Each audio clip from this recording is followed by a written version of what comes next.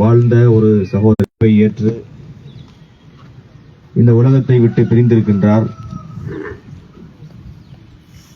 அவரது உடலை மார்க்க அடிப்படையிலே நபிகள் நாயகம் ஸல்லல்லாஹு அலைஹி வஸல்லம் அவர்கள் காட்டி தந்த அடிப்படையிலே நல்லடக்கம் செய்துவிட்டு நாம் எல்லாம் இங்கு நின்று கொண்டிருக்கின்றோம்.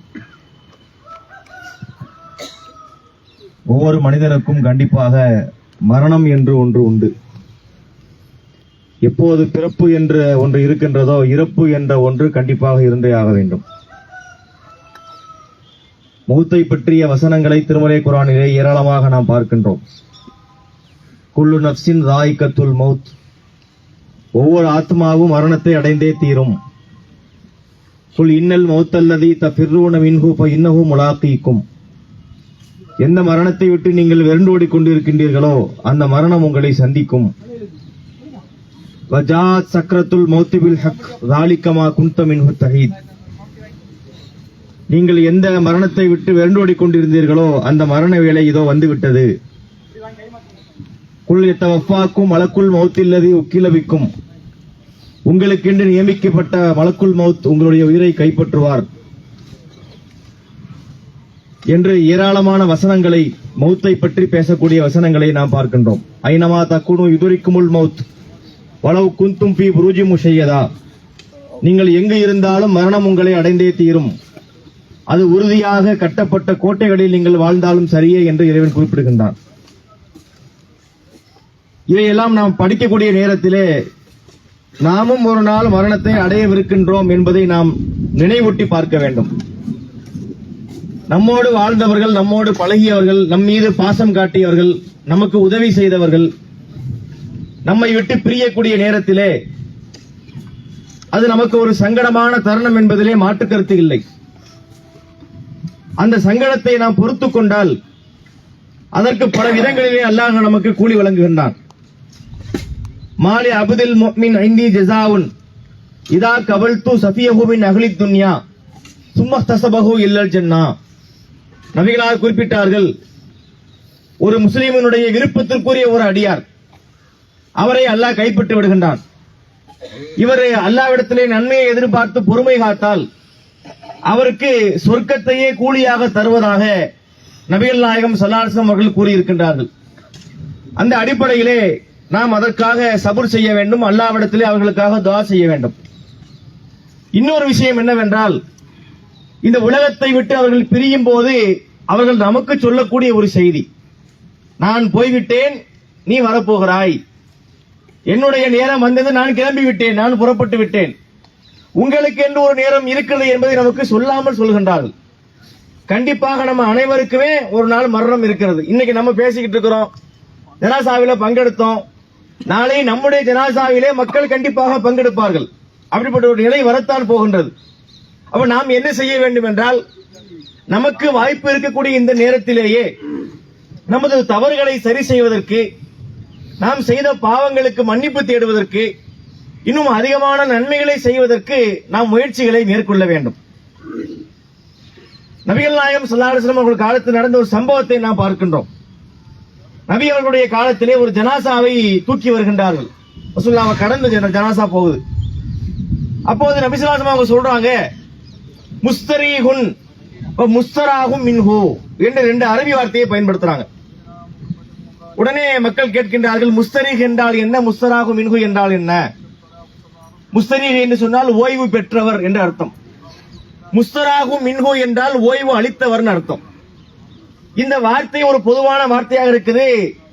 நபிகள் நாயகம் அவர்கள் சொன்ன நோக்கத்தை சஹாபாக்களால் புரிஞ்சுக்கிற முடியல. உடனே தோழர்கள் கேட்டார்கள், அல்லாஹ்வுடைய தூதரே, முஸ்தரீஹ்னா யாரு, முஸ்தராஹு மின்ஹுனா யாரு, அதாவது ஓய்வு பெற்றவர் என்றால் யார், ஓய்வு அளித்தவர் என்றால் யார் என்று கேட்கும்போது நபிகள் நாயகம் அவர்கள் அதற்கு விளக்கம் அளிக்கின்றார்கள். முஸ்தரீஹ், ஓய்வு பெற்றவர் என்றால் யார் என்றால், யஸ்தரீஹு மின் நஸபித் துன்யா வ அதாஹா இலா ரஹ்மத்தில்லா, அவர் இந்த உலகத்தினுடைய எல்லா துன்பங்களில் இருந்தும் எல்லா தொல்லைகளில் இருந்தும் ஓய்வு பெற்று அல்லாஹ்விடத்திலே அவர்கள் சென்றடைந்து விட்டார்கள். இனி உலகத்தில் அவங்களுக்கு கஷ்டம் கிடையாது. ஒருத்தர் இந்த உலகத்தை விட்டு பிரிந்து விட்டார் என்று சொன்னால் அவருக்கு ஏதாவது கஷ்டம் இருக்குதா? வாழக்கூடியவனுக்கு 1000 கஷ்டம் இருக்கு, தலைவலி இருக்கு, வயிற்று வலி இருக்கு, குடும்பத்தில் பிரச்சனை இருக்கு, அவனுடைய பலவிதமான தொழில சிக்கல் இருக்கு. நம்முடைய நாட்டை எடுத்துக்கொண்டால் குடியுரிமை பிரச்சனை இருக்கு. இந்த அரசாங்கத்தை அவன் எதிர்கொள்ள வேண்டி இருக்கு. இதெல்லாம் யாருக்கு பிரச்சனை? வாழ்றவனுக்கு உள்ள பிரச்சனை. இறந்தவருக்கு எந்த பிரச்சனையும் இல்லை. நீ வக்ஃபு சட்டம் கொண்டு வந்தாலும் வராட்டாலும், சிஏஏ பிரச்சனை வந்தாலும் வராட்டாலும், நாளைக்கு எந்த விதமான கடும் சட்டங்கள் வந்தாலும் அதெல்லாம் யாருக்கு? வாழ்றவருக்கு உள்ள பிரச்சனை. எனக்கு நான் கிளம்பிட்டேன்னு அவர் கிளம்பிடுறார்.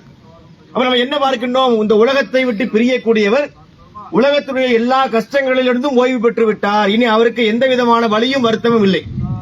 ஆனா நம்ம மக்கள்கிட்ட சில இடத்துல சில தவறான நம்பிக்கை இருப்பதை பார்க்கின்றோம். ஜனாசாக்கள் விஷயத்துல கூட பேசும்போது அதாபப்படுத்தாதீங்கம்பாங்க. ஜனாசா விஷயத்துல செய்வாங்க, ஜனாசாவை அதாபப்படுத்தாதீங்க. ஜனாசாவுக்கு ஏதுங்க அதாபு? அவர் தான் எல்லா அதாபையும் தாண்டி விட்டாரு. அவர் அல்லாஹ்வுடைய அருளில் பக்கம் போய் விடுகின்றார். இது முதல் விஷயத்தை சொல்றாங்க.